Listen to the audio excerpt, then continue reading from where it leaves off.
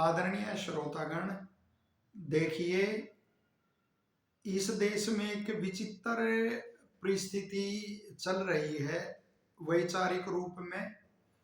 जैसे कुछ भाई जो छद्म रूप से धर्मनिरपेक्षता का, लोकतंत्र का लबादा उड़े रखते हैं, वे प्राय एक बात कहते हैं कि लोकतंत्र खतरे में है और धर्मनिरपेक्षता इस देश में नहीं है।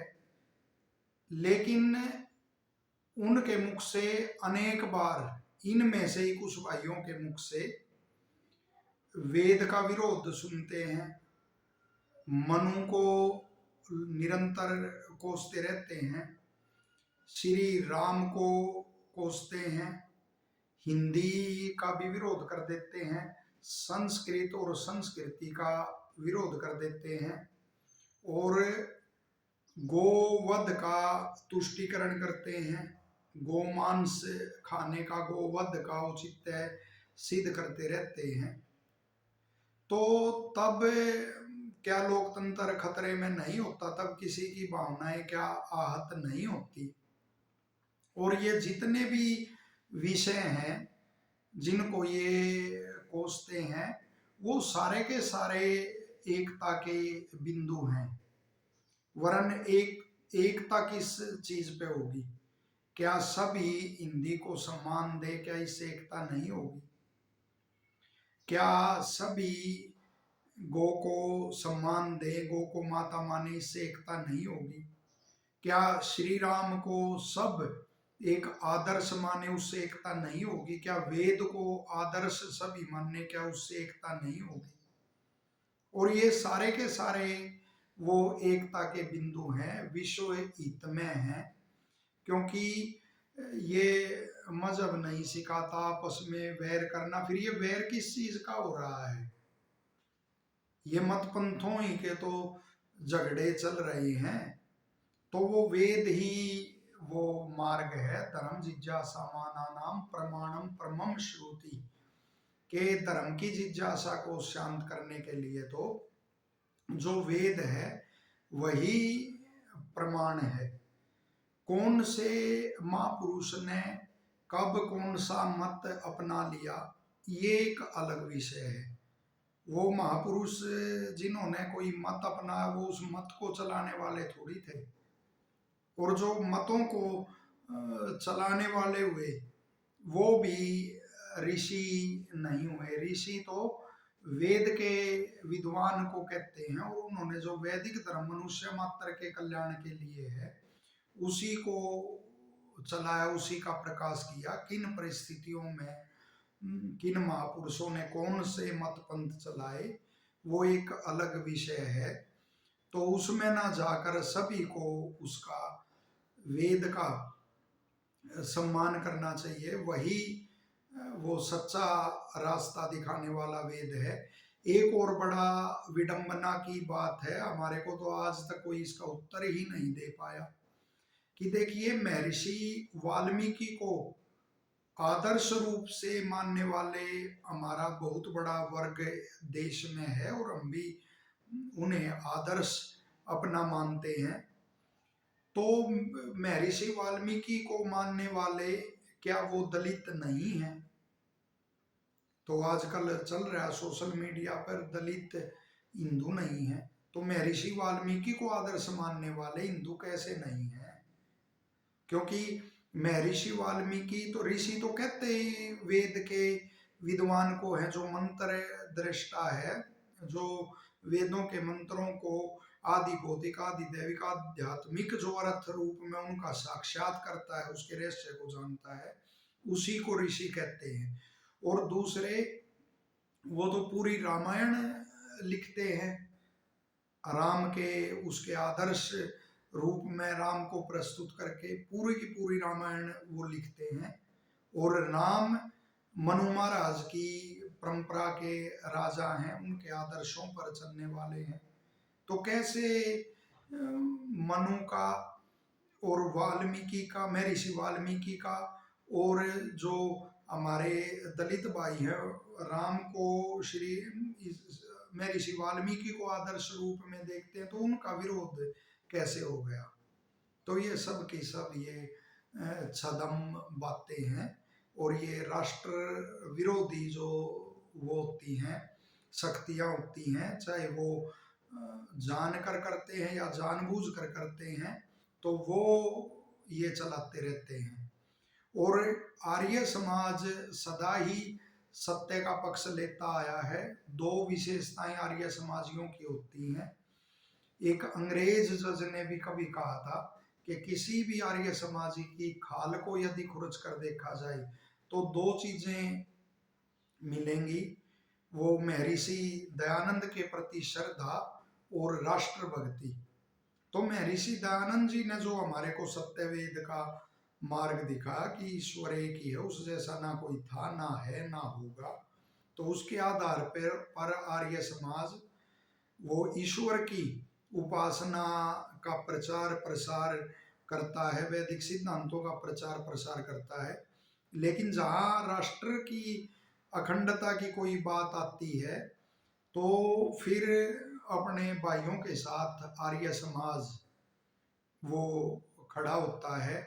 जैसे श्री राम मंदिर का जब निर्माण का प्रसंग चल रहा था और कानूनी कार्यवाही चल रही थी, तो आर्य समाज तो मूर्ति पूजा को नहीं मानता, लेकिन फिर भी अपने श्रीयुत राजेंद्र जिज्ञासु जी जो आर्य समाज के सर्वोच्च इतिहासकार हैं, वर्तमान में इतिहास शिरोमणि हैं, पूरे विश्व में जिनका मौलिक जीवनियां लिखने का कीर्तिमान है, स्वयं उन्होंने भी वो पुस्तक का नाम और वो सुझाया जो उनके पास भाई गए, हिंदू संगठन के भाई गए, तो उन्होंने भी प्रमाण दिए कि हाँ महाराम मंदिर ही था।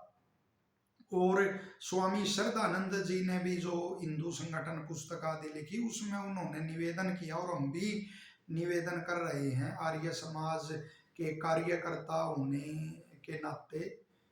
तो उसमें जो भी ये मंदिर का भव्य निर्माण हो रहा है, यदि इसके साथ साथ उसकी जो आय उससे बहुत बड़ा अखाड़ा वहां चले, हजारों पहलवानों को वहां भोजन और वस्त्र आदि खान पान उनका निशुल्क किया जाए, तो वो धर्म रक्षा में जो सत्य धर्म की रक्षा होती है वो फिर बड़ा कार्य करते हैं। तो स्वामी श्रद्धानंद जी ने वहाँ यही कहा है कि मंदिरों के साथ साथ अखाड़े भी होने चाहिए, और साथ ही गौशालाएं भी वो बड़ी बड़ी चलनी चाहिए, तो ताकि उसका कुछ औचित्य वो सिद्ध हो सके। और कुछ भाई विरोध कर रहे हैं वो कि उस दिन हम काला दिवस मनाएंगे, ऐसा भी वो सुनने को मिल रहा है। तो वो यही ताकतें, इन ताकतों के हाथ में हमारा निवेदन है कि किसी भी मत पंथ के लोग ना खेलें, चाहे वो हिंदू हो, चाहे मुसलमान हो, चाहे कोई भी हो, क्योंकि इन्हीं ताकतों के कारण, वो मुस्लिम लीग के ऐसे कारनामों के कारण ही बड़े भारी देश में एक तनाव की स्थिति आई थी और देश का विभाजन हुआ था। कौन बाबर था, वो एक लुटेरे किस्म का व्यक्ति, आता गया साथ में लुटेरे मिलते गए, और शराब पीने वाला एक व्यक्ति, वो जिस समय इतिहास भी बताता, राणा सांगा के जब तीरों ने उसकी औकात बताई तो उसने कुछ दिन के लिए वो शराब आदि को छोड़ा। तो वो लुटेरे थे, उनको यदि किसी को हम अपना पूर्वज मानते हैं तो उसने जो गलतियां की हैं, वो गलतियां भी, पिता की गलतियां पुत्र ही तो सुधारता है, तो वो गलतियां अब सुधारने का अवसर है। तो सबकी भावनाओं का सम्मान रखते हुए कोई ऐसा विरोध और वो होना नहीं चाहिए। और श्री राम के विषय में कई कह देते हैं ना समझ लोग, अरे क्या श्री राम का राज्य का वर्णन आप पढ़ो, वो तो पूरे विश्व के एक आदर्श हैं, तो श्री राम का वो चल रहा है सोशल मीडिया पे, कुछ वो संस्कृति विरोधी लोग जो सत्य सनातन संस्कृति और ईश्वरीय जो ज्ञान है उस पर आधारित संस्कृति का विरोध करते हैं कि राम शिकार करते थे, तुम्हारे को पता ही नहीं कुछ भी। राम किस लिए हिरण के पीछे गए थे वो और तीर तुम इसी को लगाते हो, तुमने इतिहास पढ़ा ही नहीं, तुम्हारी बुद्धि पे पर्दा पड़ा हुआ जानता का। तीर मारने के लिए ही चलाते थे। अनेक इतिहास में प्रसंग देखो आप कि अर्जुन ने ऐसे तीर लगाए जिससे रास्ता ही उसका चित्रसेन गंधर्व का रुक गया। नागपाश वो डालते थे कि वो जकड़ लेता था शरीर के, शत्रु के शरीर को एक तरह से कैद कर लेता था। और भी ऐसे अस्त्र शस्त्र होते थे। वो विज्ञान ठीक ही कहा है ऋषि ने कि वो विज्ञान तो अब तक तो उसके हजारवें अंश को भी नहीं छू पाया। तो वो हिरण को ही स्वरूप में पकड़ने गए थे, वो किसने कह दिया कि वो मार रहे थे। और कोई ऐसे हानिकर पशु है, कोई हिंसा वो प्राणियों की कर रहा है या बेकाबू हो गया है, तो उसका राजा लोग इस उद्देश्य से शिकार और वो करते थे। और वो छठे समुल्लास में ऋषि दयानंद जी ने वर्णन और वो भी उसका किया है। तो क्यों ये वो करते हो, अपने पैरों पर क्यों कुल्हाड़ा मारते हो। इस देश की परंपराएं यदि तुम उनका सम्मान करोगे तो तुम्हारा भी हित करेंगी, तुम्हारे बच्चों का भी हित करेंगी और पूरे के पूरे विश्व का हित करेंगी।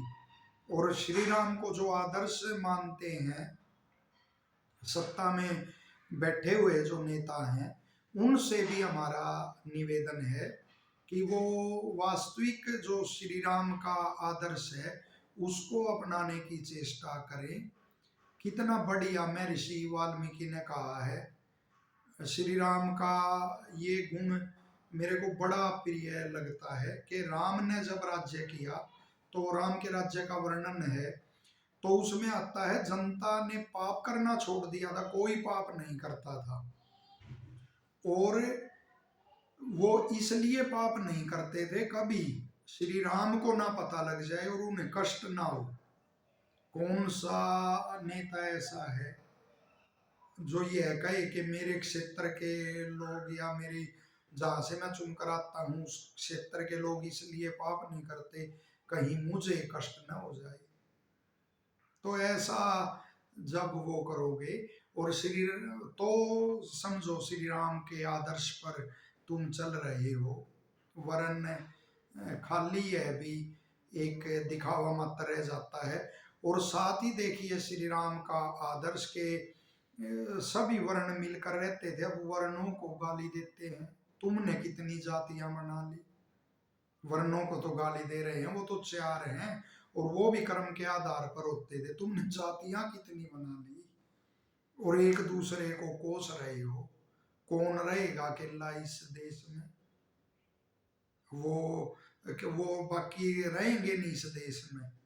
तो क्यों उसको जनता को मूर्ख बनाते हो। श्री राम का आदर्श देखो कि निषाद राजगुह से उनकी मित्रता, और साथ ही जब लंका पे वो आक्रमण करते हैं रावण को दंड देने के लिए, जिसकी वो राक्षसी वृत्तियां थी, जो यज जिसके संरक्षण में पलने वाले राक्षस लोग यज्ञों में बाधा डालते थे, गौ हत्या करते थे।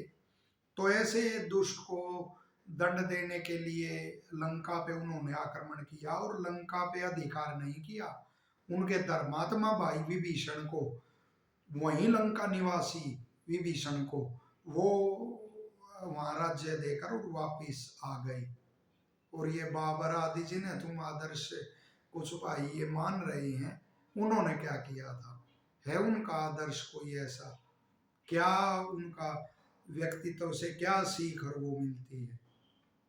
तो सभी इस उसमें आशाहीन बिंदुओं पर विचार करके इस देश को मत जलाने की, मत बांटने की कोशिश करो, और जो ये वैदिक मूल्य हैं इन पर सभी एकता स्थापित करें।